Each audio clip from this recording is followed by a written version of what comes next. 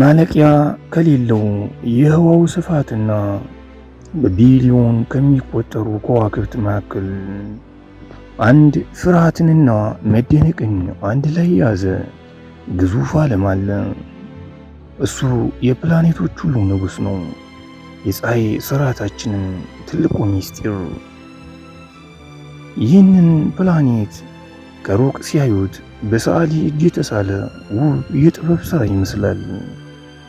ነገር ግን ይህ ውበት ከጀርባው ጨካኝና አስፈሪ ተፈጥሮን የሸሸገ ነው። ይህን ዓለም ዝም ብለን ትልቅ ልንለውም አንችልም።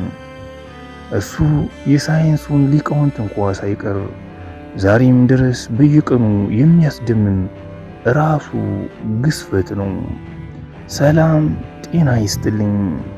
ዛሬ በዓለመ ጁፒተር ላይ እንገኛለን።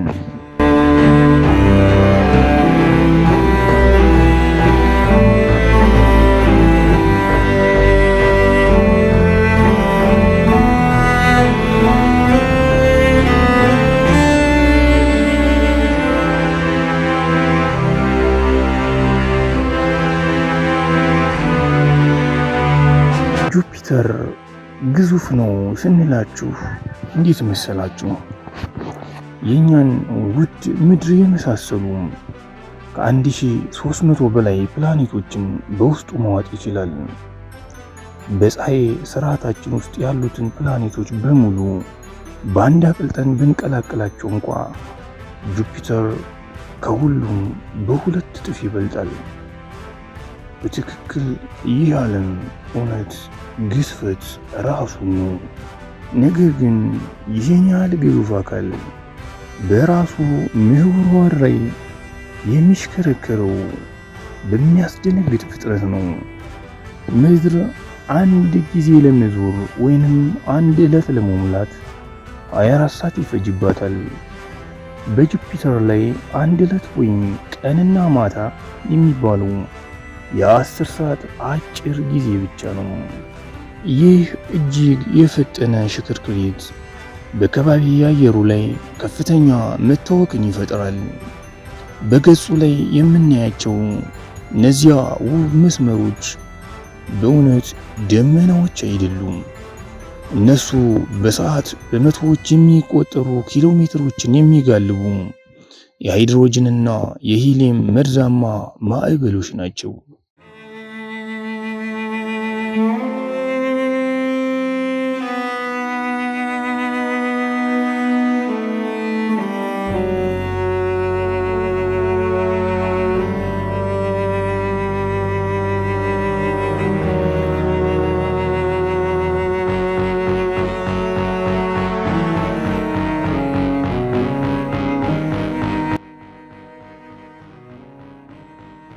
ከሁሉም በላይ ደግሞ ለአያሌ ዘመናት ሳይጠፋ የኖረን ታላቁ ቀይ ነጥብ ይገኛል። ዘ ግሬት ሬድ ስፖት ይሉታል። ይህ ቀይ ነጥብ ቀላል ምልክት አይደለም። እሱ የሰው ልጅ ስልጣኔ ሙሉ በሙሉ ሊውጥ የሚችል ከምድር የሚበልጥ ግዙፍ አውሎ ነፋስ ነው። ለዘመናት ሳይበርድ ሳይቆም ዛሬም በከፍተኛ ኃይል እየተሽከረከረ ይገኛል።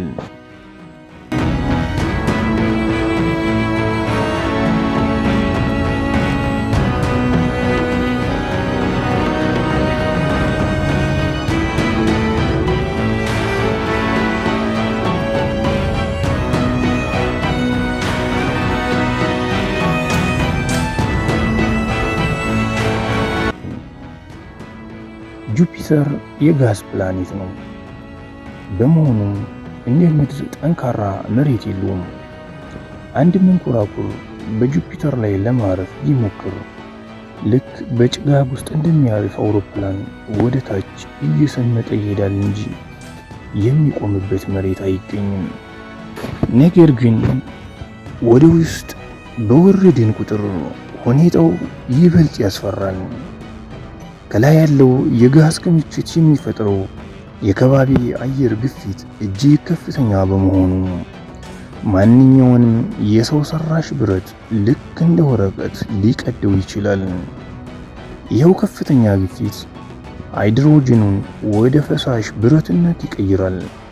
በፕላኔቱ ማዕከላዊ ክፍል ላይ ደግሞ በምናብ ለመሳል እንኳ በሚከብድ ከፍተኛ የሙቀት ጫና ውስጥ የሚገኝ ከአለትና ከብረት የተሰራ እምብርት ወይም ኮር እንዳለ ሳይንቲስቶች ያምናሉ። ጁፒተር ብቻውን አይደለም። በዙሪያው የሚያንዣብቡ ከ90 በላይ ጨረቃዎች አሉት። እሱ ራሱ የአንድ ትንሽ የፀሐይ ስርዓት ማዕከል ይመስላል። ከነዚህ መካከል ጋሊሊዮ ጋሊሊ የፈለሰፋቸው አራቱ ታላላቅ ጨረቃዎች ልዩ ልዩ ተፈጥሮ አላቸው። አንደኛዋ አይኦ ትባላለች።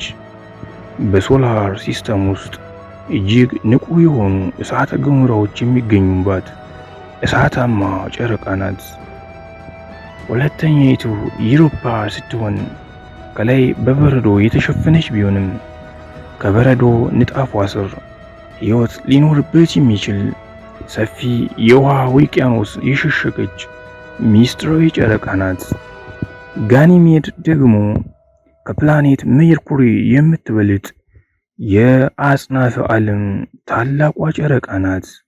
አራተኛዋ ግን ካሊስቶ በጥንታውያን አስትሮይዶች የተደበደበች የክሬተር ምድር ናት።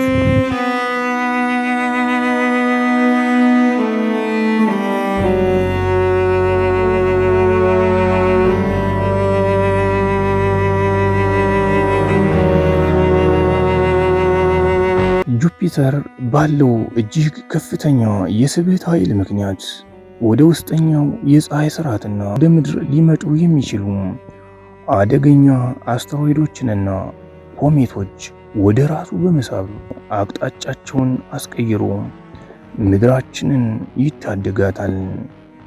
ማእምራነ ፈለክ የጠፈር ቫኪዩም ክሊነር ይሉታል። ፈጣሪ ይህን ግዙፍ ፕላኔት ከምድር ርቆ እንዲቆም ያደረገበት ምክንያት ዝም ብሎ አይደለም።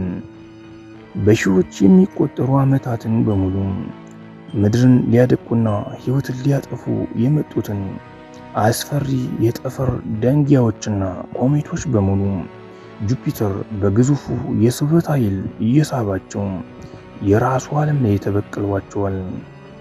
እኛ እዚህ በሰላም ተኝተን እንድንነቃ እዚያ በቢሊዮን ኪሎ ሜትር ርቆ የሚገኘው ጁፒተር ፕላኔታዊ መልአክ ሆኖ ሕይወታችንን ይታደጋል። ይህ በአጋጣሚ የተፈጠረ ሳይሆን የምድራችንን ሕልውና ለመጠበቅ የተዘረጋ መለኮታዊ ዕቅድ ይመስላል። ጁፒተር ጨካኝ፣ ውብ፣ አስፈሪ ግን ደግሞ ሕይወት በምድር ላይ በሰላም እንዲቀጥል ያደረገ የህዋው ዓለም ፕላኔታዊ መልአክ እንደሆነ ስናውቅ ሕይወታችን ምን ያህል ስስ እንደሆነችና በየቀኑ በሰላም ውለን የምንድረው ፈጣሪ በዚህ ግዙፍ ፕላኔት በኩል ባዘጋጀልን ስውር ጥበቃ እንደሆነም ስንረዳ ይህ መጽሐፋዊ ቃል ይታወሰናል። ሰማያት የእግዚአብሔርን ክብር ይናገራሉ፣ የሰማዩም ጠፈር የእጁን ሥራ ያሳያል። የተወደዳችሁ አድማጭ ተመልካቾቻችን ዝግጅታችንን ከወደዳችሁት ላይክ አድርጉልን፣ ከተማራችሁበት ደግሞ ሼር አድርጉት። የህዋው ዓለም ከናፈቃችሁና መጎብኘት ካማራችሁ ደግሞ ሰብስክራይብ በማድረግ ቤተሰባችን ይሁኑ።